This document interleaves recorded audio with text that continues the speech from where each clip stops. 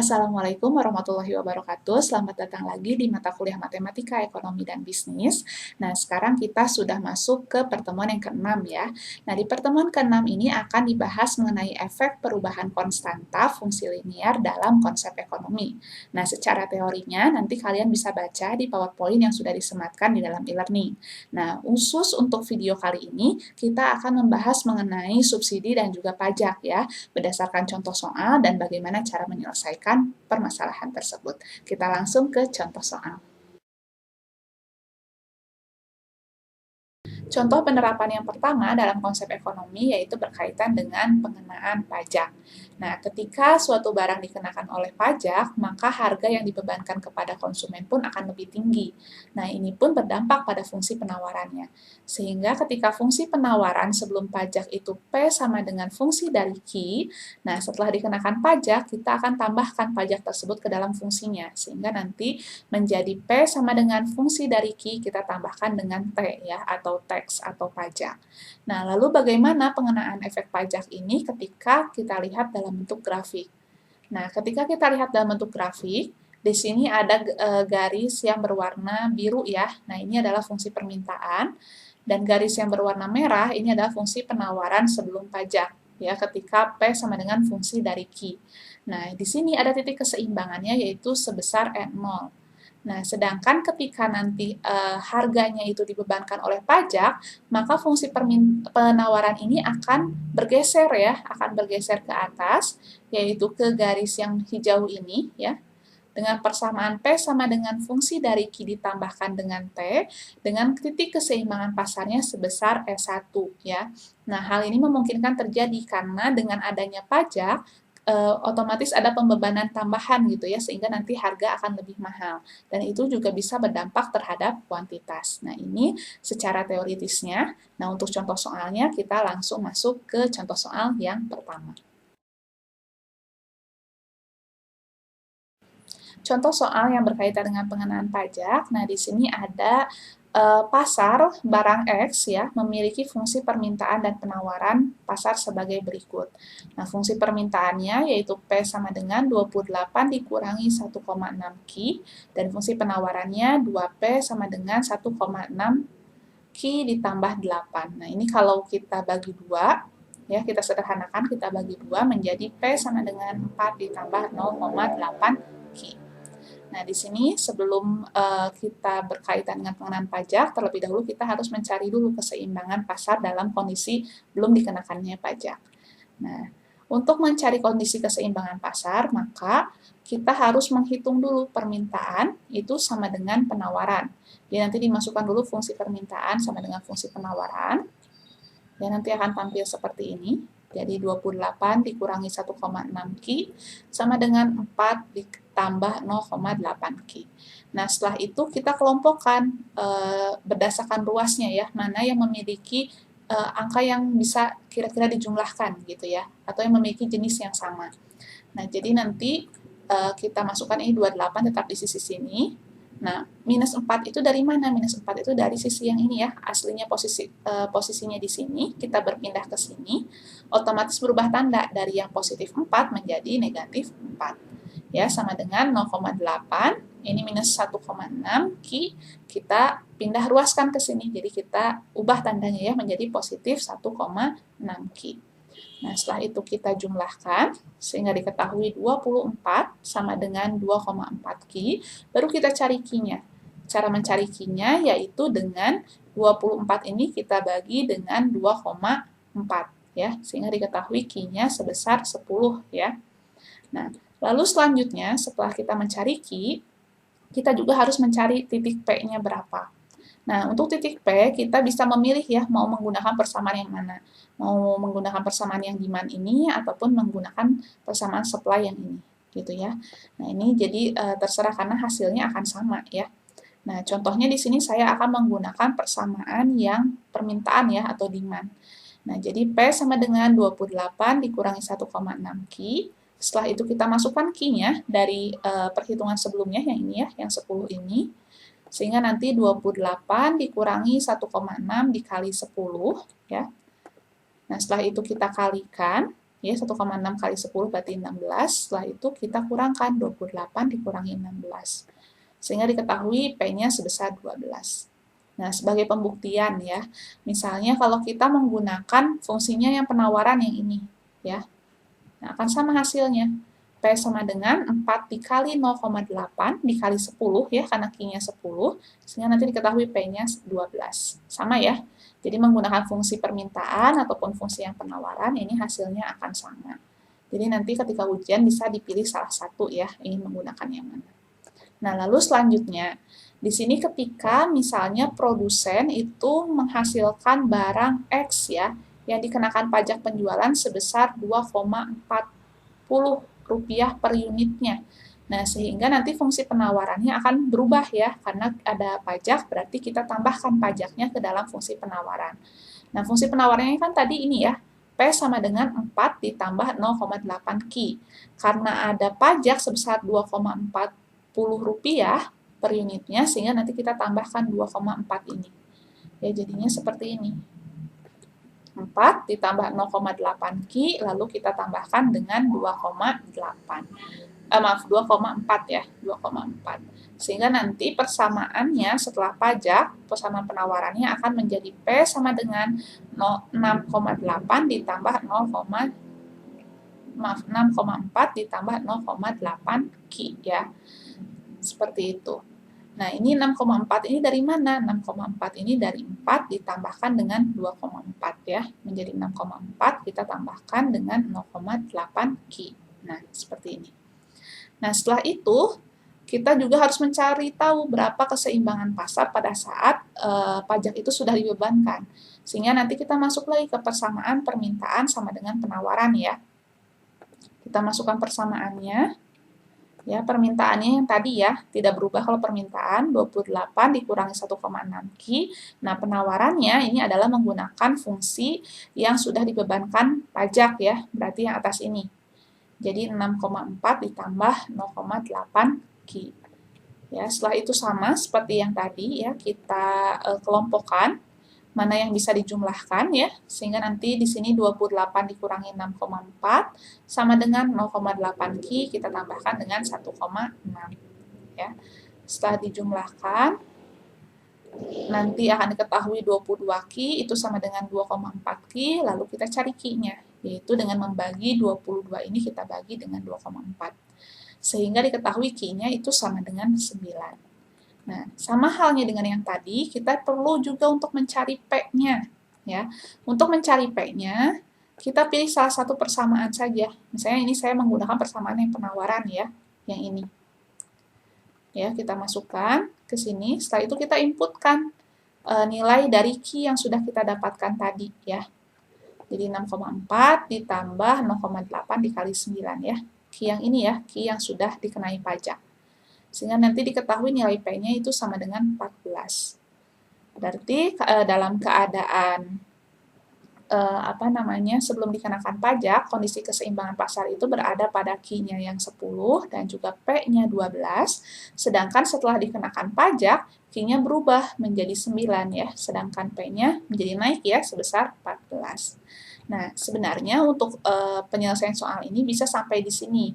Nah, tetapi ketika dipertanyakan untuk menggambarkan grafiknya, nah kita bisa gambarkan seperti ini gambarnya. Nah, ini cara yang pertama kita lihat dulu fungsi penawaran sebelum pajak ya. Sebelum pajak kan tadi fungsinya P sama dengan 4 ditambah 0,8 Q ya. Nah, setelah itu kita tentukan misalnya saya ingin Q-nya 5. Kalau Q-nya 5 berarti P-nya berapa gitu ya. Berarti kalau Q-nya 5 nantinya P sama dengan 4 ditambah 0,8 dikali 5 gitu ya. Sehingga nanti diketahui nilai P-nya sama dengan 8. Begitupun selanjutnya, saya ingin Q-nya 10. Kalau Q-nya 10 berarti P-nya 12. Nanti kita gambarkan ya, yang sebelum pajak ini penawaran sebelum pajak. Di sini sudah terlihat ya, Q-nya 10, itu P-nya 12 ya. Lalu untuk yang Q-nya 5 itu P-nya 12 ya. Q-nya 5, P-nya 8. Ya, P-nya 8. Setelah itu nanti kita buat garis ya, kita hubungkan sehingga diketahuilah ini ya fungsi dari penawaran sebelum pajak. Nah, begitupun dengan penawaran setelah pajak menggunakan fungsi yang tadi ya yang sudah ditambahkan teksnya. Nah, kita misalnya di sini kalau Q-nya 5 berarti P-nya 10,4. Kalau Q-nya 10 berarti P-nya 14,4 ya. Nah, nanti kita gambarkan, misalnya di sini Q-nya 5 ya, berarti nilai P-nya misalnya di sini 10,4 misalnya ya. Nah, terus misalnya di sini Q-nya 10 misalnya ya, di titik ini. Maka nanti P-nya sebesar 14,4. Nanti ditarik garis, sehingga ditemukanlah gambar untuk fungsi penawaran setelah pajak. Ya. Begitupun juga dengan permintaan. Kita cari kalau Q-nya 5 berarti P-nya 20. Kalau Q-nya 10 berarti P-nya 12. Kita gambarkan Q-nya 5 tadi ya, berarti P-nya 20 di sini titiknya. Nah, setelah itu Q-nya 10, P-nya 12 ya, P-nya 12 berarti di titik ini. Lalu kita hubungkan titiknya menjadi sebuah garis fungsi permintaan 28 dikurangi 1,6 Q ya. Nah, setelah itu baru kita gambarkan juga titik keseimbangan pasarnya ya. Jadi tadi keseimbangan pasarnya kan Q-nya 10 ya kalau yang sebelum. P-nya 12 ya, kita gambarkan saja Q-nya 10, P-nya 12 berarti titik keseimbangan pasar ada di titik E ini ya. Nah, setelah itu ketika setelah dikenakan pajak bergeser ya. Bergeser Q-nya menjadi 9 yang merah ini ya. Dan juga P-nya naik menjadi 13,6. Sehingga diketahui disinilah titik keseimbangan pasar baru setelah ditetapkannya pajak ya. Nah, ini untuk bagaimana cara kita menggambarkan grafik ya terkait pengenaan pajak. Nah, lalu selanjutnya kalau misalnya ditanya di dalam soal ada soal tambahan, misalnya ditanyakan konsumen itu menanggung beban pajak penjualannya berapa gitu ya. Nah, berarti tinggal kita hitung saja. Kita hitung ya. Dari sini 13,6 kita kurangkan dengan 12 ya. Lalu kita kalikan dengan kuantitas setelah pajaknya tadi 9. Nah, 13,6 ini dari harga setelah pajak ya, dikurangi 12 yaitu harga sebelum pajak. Ya, lalu kita kalikan dengan 9 yaitu jumlah unit setelah pajak atau Q setelah pajak ya. Sehingga diketahui konsumen harus menanggung beban pajaknya itu sebesar Rp14,4.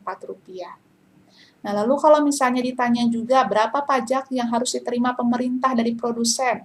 Nah, berarti kita tinggal hitung saja dari ininya ya, dari selisihnya. Yaitu 2,4 kita kalikan dengan jumlah unitnya, yaitu 9 ya. Sehingga diketahui pajak yang harus diterima itu sebesar Rp21,6. Nah, selanjutnya ketika ditanya berapa beban pajak yang harus ditanggung produsen.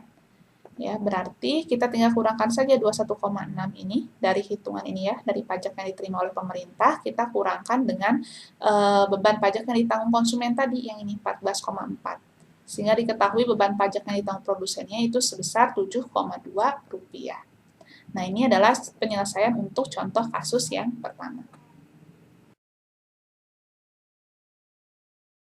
Penerapan yang kedua yaitu berkaitan dengan efek pengenaan subsidi. Jadi ketika diberikannya subsidi, otomatis akan ada peningkatan efektif dari produsen untuk meningkatkan penawaran. Nah, selain penawaran yang meningkat, harga pun akan berubah. Tentunya harga akan jauh lebih murah dibandingkan dengan sebelum diberikannya subsidi. Nah, dalam fungsi penawaran pun, yang semula P sama dengan A ditambah M dikalikan dengan Q, nah karena adanya subsidi, nanti kita akan kurangkan dengan subsidinya berapa. Oleh karena itu persamaannya untuk fungsi penawaran akan menjadi seperti ini ya. Akan menjadi P sama dengan A ditambah M dikalikan dengan Q dikurangi dengan S. Nah, S ini adalah subsidinya. Nah, lalu bagaimana efeknya ketika kita lihat dalam bentuk grafik ya. Efek dari subsidi ketika dilihat dari grafik akan seperti ini ya. Jadi akan ada pergeseran. Nah, garis yang warnanya biru ini adalah fungsi permintaan. Sedangkan garis yang warnanya hitam, yang ini adalah fungsi penawaran sebelum diberikannya subsidi ya, sehingga persamaannya masih P sama dengan A dikurangi M dikalikan dengan Q ya, dengan kondisi keseimbangan pasarnya E0.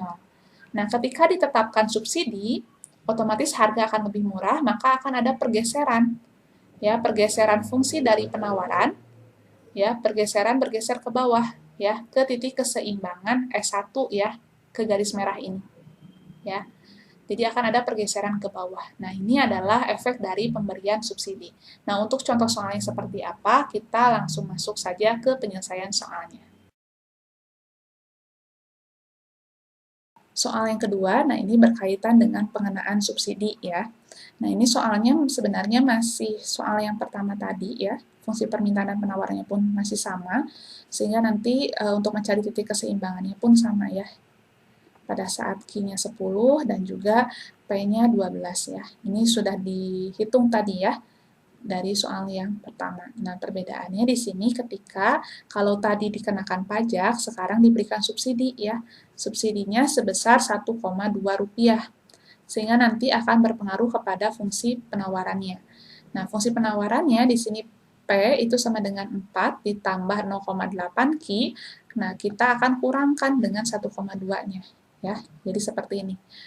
P sama dengan 4 ditambah 0,8 Q dikurangi 1,2 karena subsidinya 1,2. Nah, nanti fungsi penawarannya akan menjadi seperti ini ya. P sama dengan 22,8 ditambah 0,8 Q. Nah, selanjutnya kita akan cari berapa titik keseimbangan pasar untuk subsidi 1,2 tadi ya. Nah, jadi nanti permintaan sama dengan penawaran, kita masukkan persamaan permintaan dan penawarannya. Permintaannya masih yang tadi ya, masih sama, sedangkan penawarannya ini adalah fungsi penawaran setelah melibatkan pemberian subsidi dari pemerintah tadi. Nah, setelah itu kita kelompokkan angka-angka mana yang bisa dikurangkan ya, atau bisa dijumlahkan. Nah, sehingga nanti diketahui hasilnya yaitu 2,5 Q, 25,2 itu sama dengan 2,4 Q ya. Nah, nanti kita cari Q-nya. Q-nya itu sama dengan 10,5 ya. Yaitu dengan cara 25,2 ini kita bagi dengan 2,4 ya. Jadi Q-nya sebesar 10,5. Nah, setelah diketahui Q-nya, selanjutnya kita masuk ke mencari P-nya. Nah, P-nya ini bisa memilih salah satu persamaan. Nah, namun dalam hal ini saya memilih P-nya dari fungsi ini ya, fungsi penawaran yang sudah melibatkan subsidi. Nah, jadi P sama dengan 2,8 ditambah 0,8 Q. Kita masukkan Q-nya 10,5 ya. Setelah itu kita hitung ya, sehingga nanti diketahui P-nya itu sebesar 11,2 ya. Nah, dari sini nanti setelah itu baru kita gambar grafiknya ya. Nah, gambar grafiknya sama seperti tadi. Jadi kita buat dulu fungsinya ya, bedakan dulu mana fungsi permintaannya, Q-nya berapa, P-nya berapa gitu ya. Setelah itu kita cari juga atau kita tampilkan juga gitu ya fungsi penawaran sebelumnya, sebelum subsidinya berapa, P-nya, Q-nya berapa. Setelah itu baru yang setelah subsidi ya, sama dengan yang tadi. Apa tahapannya. Nah, di sini saya hanya menggambarkan secara ininya aja ya, secara umumnya. Secara umumnya nanti seperti ini. Jadi nanti kalau ini, soal ini digambarkan, itu kan seperti ini, sama ya. Jadi nanti kondisi fungsi dari penawaran, ya, P sama dengan A min MX ini nanti akan bergeser ke bawah ya. Kalau tadi bergeser ke atas karena pajak, kalau sekarang bergeser ke bawah karena kalau dengan subsidi harga akan lebih murah ya. Gitu. Nah, ini adalah contoh soal yang kedua. Mungkin segini dulu untuk pertemuan ke-6 ini, nanti kita lanjut lagi setelah UTS. Terima kasih. Wassalamualaikum warahmatullahi wabarakatuh.